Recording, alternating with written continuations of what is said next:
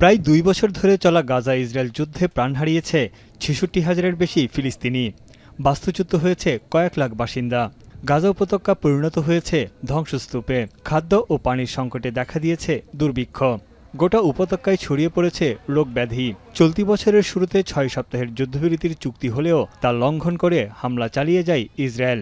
এতে ভেস্তে যায় গাজায় শান্তি প্রতিষ্ঠার সব সম্ভাবনা। এবার গাজায় যুদ্ধবন্ধে বিশাল এক পরিকল্পনা প্রকাশ করেছেন মার্কিন প্রেসিডেন্ট ডোনাল্ড ট্রাম্প। হোয়াইট হাউসে বৈঠকে ট্রাম্পের ২০ দফা প্রস্তাবে সাই দিয়েছেন ইসরায়েলি প্রধানমন্ত্রী বেনিয়ামিন নেতানিয়াহু। ট্রাম্প বলেন, হামাস তা মেনে নিলেই অবিলম্বে যুদ্ধ বন্ধ হবে, শান্তি প্রতিষ্ঠা হবে গাজায়। হামাস যদি প্রস্তাবে রাজি না হয় বা বিলম্ব করে, তাহলে ইসরায়েলের যে কোনো কর্মকাণ্ডে নির্দ্বিধায় সমর্থন দেওয়ার আশ্বাস দিয়েছে যুক্তরাষ্ট্র। ২০ দফার অন্যতম গাজায় একটি অস্থায়ী অন্তর্বর্তীকালীন শাসন ব্যবস্থা গঠন করা, যার নাম হবে বোর্ড অব পিস।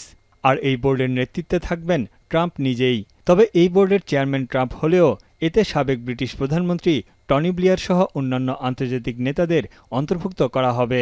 রাজনৈতিকভাবে নিরপেক্ষ এই কমিটি গাজাবাসীর দৈনন্দিন সেবা পরিচালনা করবে। তাদের লক্ষ্য থাকবে গাজায় আধুনিক, কার্যকর ও বিনিয়োগবান্ধব প্রশাসন গড়ে তোলা। প্রতিবেশী রাষ্ট্রের জন্য যেন হুমকি হয়ে না দাঁড়ায়, সেই লক্ষ্যেই গাজাকে উগ্রবাদ ও সন্ত্রাসমুক্ত অঞ্চলে পরিণত করা হবে। একই সঙ্গে দেয়া হয়েছে গাজার পুনর্গঠনের প্রতিশ্রুতি, যেখানে উপত্যকাকে আধুনিক শহরে রূপ দেওয়ার পরিকল্পনা আছে। এছাড়া গাজায় গড়ে তোলা হবে একটি বিশেষ অর্থনৈতিক অঞ্চল।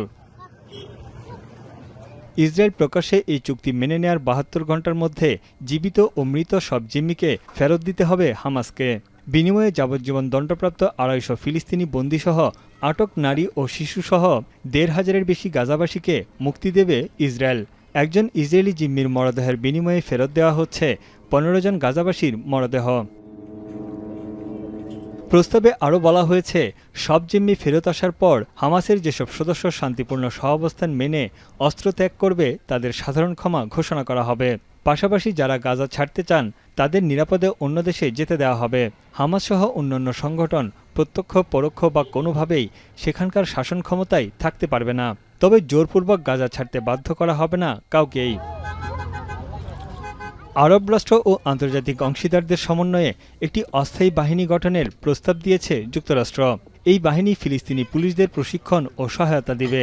দীর্ঘমেয়াদে উপত্যকাটির অভ্যন্তরীণ নিরাপত্তার দায়িত্ব নেবে এই বাহিনী। চুক্তির শর্ত মেনে নেওয়ার পরই গাজায় পুরোপুরি মানবিক সহায়তা প্রবেশের অনুমতি দেওয়া হবে। জাতিসংঘ সহ নিরপেক্ষ আন্তর্জাতিক সহায়তা সংস্থাগুলো সেখানে সহায়তা অব্যাহত রাখতে পারবে। প্রস্তাব বাস্তবায়ন হলে গাজা বা অধিকৃত পশ্চিম তীরে বসতি স্থাপনের পরিকল্পনা ত্যাগ করবে ইসরায়েল। এছাড়া ধাপে ধাপে তাদের সেনাদের সরিয়ে নেওয়া হবে। শান্তিপূর্ণ সহাবস্থানের জন্য ইসরায়েল ও ফিলিস্তিনিদের মধ্যে সংলাপ শুরুর পরিকল্পনাও নিয়েছে যুক্তরাষ্ট্র। তবে ফিলিস্তিনের স্বাধীনতাকামী সংগঠন হামাস এই পরিকল্পনা গ্রহণ করবে কিনা তা নিয়ে প্রশ্ন থেকেই যাচ্ছে। বিশেষজ্ঞদের মতে, আপাতদৃষ্টিতে ট্রাম্পের ২০ দফা শান্তি প্রস্তাব গাজাবাসীর জন্য শান্তি বয়ে আনবে। তবে তা ভেস্তে গেলে সংঘাত আরও বিস্তৃত হওয়ার আশঙ্কা তাদের। তানভীর জনি, এখন বিশ্ব।